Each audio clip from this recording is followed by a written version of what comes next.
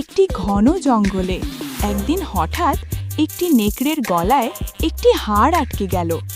শ্বাস নিতে তার ভীষণ কষ্ট হচ্ছিল। ব্যথায় কাতর হয়ে সে চারদিকে সাহায্য খুঁজতে লাগল। অবশেষে সে একটি সারস পাখিকে দেখে বলল, তোমার লম্বা ঠোঁট দিয়ে যদি আমার গলার হাড়টা বের করে দাও, আমি তোমাকে ভালো পুরস্কার দেব। সারস কিছুটা ভয় পেলেও সাহস করে নেকড়ের মুখের ভেতর তার লম্বা ঠোঁট ঢুকিয়ে দিল। ধীরে ধীরে খুব সাবধানে সে হাড়টি টেনে বের করে আনল।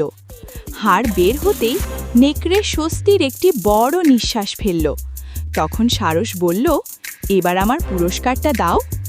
নেকড়ে হেসে বলল, তুমি আমার মুখের ভেতর ঢুকে আবার জীবিত বেরিয়ে এসেছো, এর চেয়ে বড় পুরস্কার আর কি হতে পারে। শিক্ষা: দুষ্টু মানুষের কাছে কৃতজ্ঞতা বা পুরস্কার আশা করা ঠিক নয়।